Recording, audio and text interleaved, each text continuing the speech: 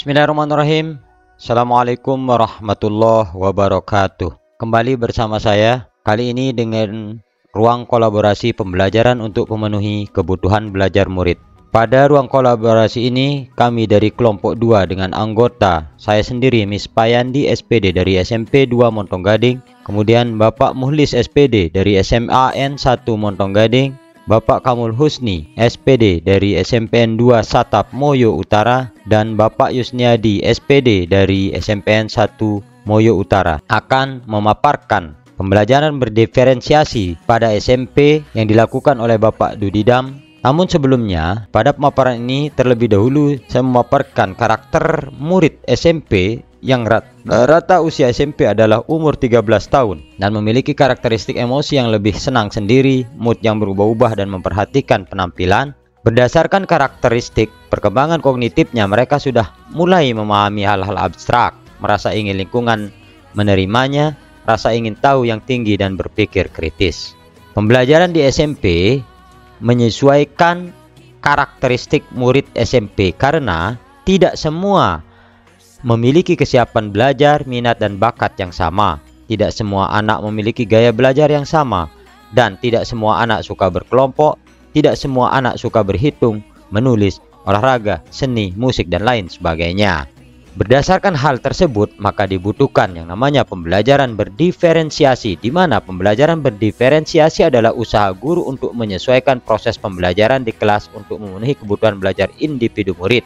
Tomlinson 1994. Pembelajaran berdiferensi adalah serangkaian keputusan masuk akal yang dibuat oleh guru yang berorientasi kepada kebutuhan murid terkait kurikulum yang memiliki tujuan pembelajaran yang didefinisikan secara jelas, bagaimana guru menanggapi atau merespon kebutuhan belajar murid, bagaimana guru menciptakan lingkungan belajar yang mengundang murid untuk belajar dan bekerja keras untuk mencapai tujuan belajar yang tinggi, manajemen kelas yang efektif, penilaian yang berkelanjutan.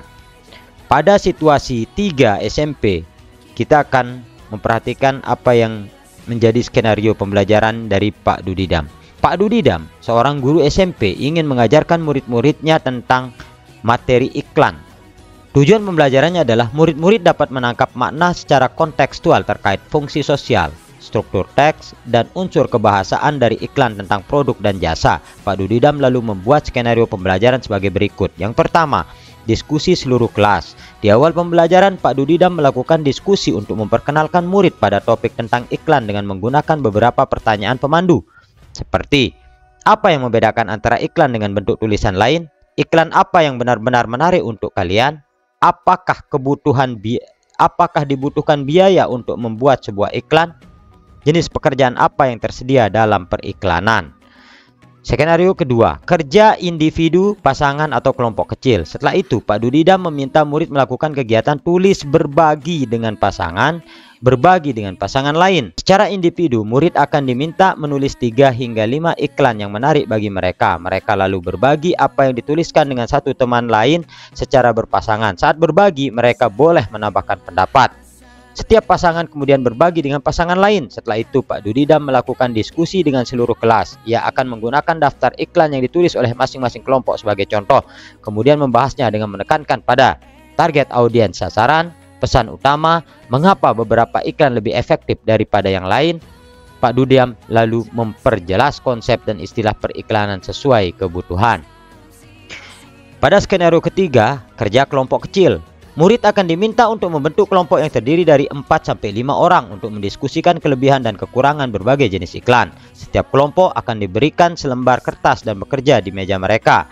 Setiap lembar kertas grafik memiliki T-chart untuk menuliskan kelebihan dan kekurangan untuk jenis iklan tertentu, misalnya radio, televisi, internet, cetak, billboard. Setiap kelompok akan melakukan brainstorming dan mencatat 2 kelebihan dan 2 kekurangan dari jenis iklan tertentu. Dengan menggunakan isyarat yang diberikan guru, setiap kelompok kemudian pindah ke meja kelompok lain. Mereka membaca masukan yang telah ditulis sebelumnya dan menambahkan 2 kelebihan dan kekurangan lagi.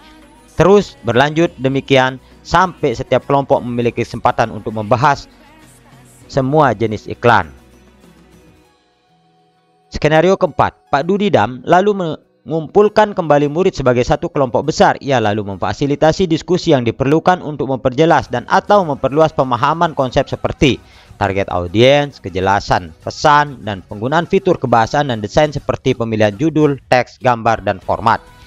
Skenario kelima, Pak Dudidam lalu memberikan tugas individu. Ia membedakan penugasannya sesuai dengan kemampuan murid. Tugas yang harus dikerjakan murid adalah membuat iklan yang secara efektif akan mempromosikan produk atau jasa atau acara sesuai dengan yang dijelaskan dalam skenario yang diberikan. Skenario keenam, Pak Dudidam menetapkan skenario tugas yang berjenjang sesuai dengan pengetahuan dan pemahaman konsep murid-muridnya.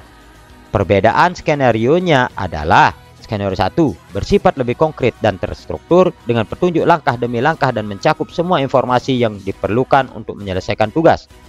Skenario kedua kurang terstruktur dan lebih terbuka dibandingkan skenario pertama. Dan skenario ketiga bersifat konseptual dan terbuka dan membutuhkan riset. Skenario ketujuh, Pak Dudidam mendorong murid untuk memilih lokasi di kelas yang mendukung cara mereka belajar dengan baik. Misalnya, sendirian di tempat yang tenang, dekat teman untuk memudahkan bertanya jika bingung, atau di area ruangan yang lebih ramai bersama murid-murid lain yang memungkinkan mereka untuk saling berbagi ide. Analisis skenario pembelajaran SMP yang dilakukan oleh Pak Dudidam. Dari skenario pembelajaran yang telah ditelah, apakah kebutuhan belajar murid yang berusaha dipenuhi oleh guru tersebut? Bagaimana cara guru tersebut menentukan kebutuhan belajar muridnya? Sebelum kita membahas hal tersebut, mengingat bahwa Tomlinson 2001 dalam bukunya yang berjudul How to Differentiate Instruction in Mixed Ability Classroom menyampaikan bahwa kita dapat melihat kebutuhan belajar murid paling tidak berdasarkan 3 aspek. Yang pertama, kesiapan belajar murid atau readiness. Kedua, minat murid. Yang ketiga, profil belajar murid. Berdasarkan hal ini, kami menganalisis pembelajaran yang dilakukan oleh Pak Dudidam menjadi sebagai berikut. Kesiapan belajar murid atau readiness. Pak Dudidam mulai pembelajaran dengan mengadakan sebuah diskusi bersama seluruh siswa menggunakan pertanyaan pemandu yang bertujuan untuk mengidentifikasi pengetahuan awal dan pemahaman awal murid tentang iklan pada skenario pertama. Pak Dudidam menetapkan skenario tugas yang berjenjang sesuai dengan pengetahuan dan pemahaman konsep murid-muridnya. Terlihat pada skenario ke-6. Yang kedua, minat murid. Pak Dudidam berusaha memahami minat dan preferensi murid, menanyakan kepada murid tentang jenis iklan yang menarik bagi mereka secara pribadi. Iklan apa yang benar-benar menarik untuk kalian? Jenis pekerjaan apa yang tersedia dalam periklanan? Pada skenario pertama, Pak Dudidam mendorong murid untuk berpartisipasi dalam kegiatan individu dengan meminta murid menulis iklan yang menurut mereka menarik. Pada skenario kedua, Pak Dudidam melibatkan murid dalam kegiatan kelompok kecil dengan cara memberi tugas untuk mengidentifikasi kelebihan dan kekurangan berbagai jenis iklan. Strategi kelompok kecil ini membantu murid untuk berdiskusi, berdebat, dan berbagi pengetahuan satu sama lain. Pada skenario ketiga, hal ini sesuai dengan pernyataan Tomlinson 2001 mengatakan bahwa tujuan melakukan pembelajaran yang berbasis minat diantaranya menggunakan keterampilan atau ide yang dikenal murid sebagai jembatan untuk mempelajari ide atau keterampilan yang kurang dikenal atau baru bagi mereka. Pada skenario kelima, Pak Dudidam menggunakan tugas individu yang berjenjang sesuai dengan kemampuan murid. Hal ini memastikan bahwa setiap murid memiliki kesempatan untuk tumbuh dan berkembang sesuai dengan potensi mereka masing-masing. Profil belajar murid. Pak Dudidam mendorong murid untuk memilih lokasi di kelas yang mendukung cara mereka belajar dengan baik. Misalnya, sendirian di tempat yang tenang, dekat teman untuk memudahkan bertanya jika bingung, atau di area ruangan yang lebih ramai bersama murid-murid lain yang memungkinkan mereka untuk saling berbagi ide. Hal ini terlihat pada skenario ke-7. Kemudian, analisis yang kedua yaitu cara menentukan kebutuhan belajar murid. Pak Dudidam mencari tahu pengetahuan awal yang dimiliki oleh murid terkait topik yang akan dipelajari. Terlihat pada skenario 1 dengan menggunakan beberapa pertanyaan pemandu. Kemudian Pak Dudidam melakukan penilaian untuk menentukan pengetahuan, keterampilan, dan sikap muridnya. Selanjutnya, Pak Dudidam mengamati perilaku muridnya ketika menyelesaikan tugas dan berbagai aktivitas pembelajaran. Analisis skenario pembelajaran berikutnya adalah tentang strategi pembelajaran diferensiasi apa yang digunakan. Kembali kita melihat teori strategi pembelajaran berdiferensiasi, bahwa terdapat ada 3 diferensiasi dalam hal ini, yaitu pembelajaran diferensiasi konten, pembelajaran diferensiasi proses, dan pembelajaran diferensiasi produk. Berdasarkan hal ini, kami menganalisis pembelajaran dilakukan oleh Pak Dudidam menjadi diferensiasi konten. Pak Dudidam meminta murid secara individu menulis 3 hingga 5 iklan yang menarik bagi mereka yang dijadikan materi pembelajaran iklan saat itu. Lihat pada skenario kedua. Kemudian diferensiasi proses. Pak Dudidam melakukan pembelajaran dengan menerapkan pembelajaran mandiri. Pada skenario kedua, kelompok kecil. Pada skenario ketiga, diskusi kelas. Pada skenario pertama dan keempat. Terakhir, diferensiasi produk. Pak Dudidam memberikan tugas individu sesuai dengan kemampuan murid untuk membuat iklan yang secara efektif akan mempromosikan produk atau jasa atau acara. Terlihat pada skenario pembelajaran yang kelima. Analisis berikutnya terkait dengan bagaimana guru tersebut melakukan penilaian.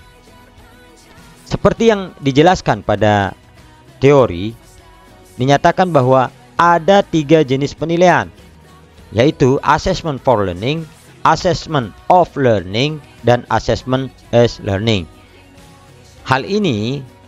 Berdasarkan hal ini, pada pembelajaran yang dilakukan oleh Pak Dudidam, kami simpulkan menjadi 3 asesmen ini muncul. Yang pertama, assessment as learning. Terlihat di awal bahwa Pak Dudidam memberikan pertanyaan pemandu untuk menilai pengetahuan awal murid. Di sini Pak Dudidam menggali sejauh mana kemampuan awal murid untuk dihubungkan ke pembelajaran yang dilakukan tentang iklan. Kedua, assessment for learning. Pak Dudidam melakukan penilaian dengan memeriksa tugas-tugas individu yang dikerjakan oleh murid untuk memperjelas konsep dan istilah periklanan. Sesuai dengan skenario kedua, Pak Dudidam melakukan penilaian kelompok kecil untuk memperjelas kelebihan dan kekurangan dari jenis iklan.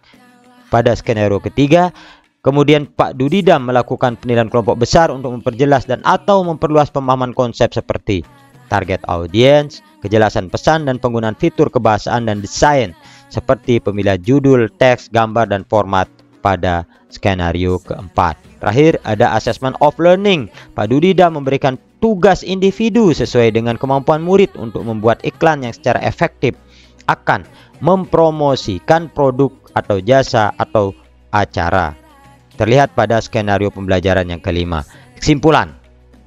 Berdasarkan pemaparan tersebut, kami dapat menyimpulkan bahwa Pak Dudidam secara efektif memastikan bahwa ia dapat memenuhi kebutuhan belajar muridnya dengan mempertimbangkan kesiapan belajar, minat, dan profil belajar muridnya.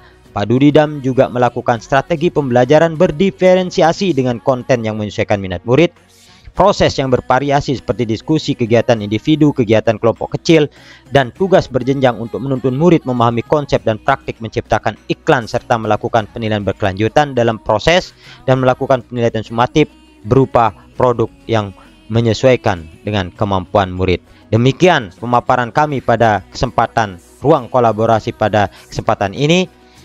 Semoga apa yang kami sampaikan bisa bermanfaat. Terima kasih. Salam guru penggerak. Tergerak, bergerak, menggerakkan. Wassalamualaikum warahmatullahi wabarakatuh.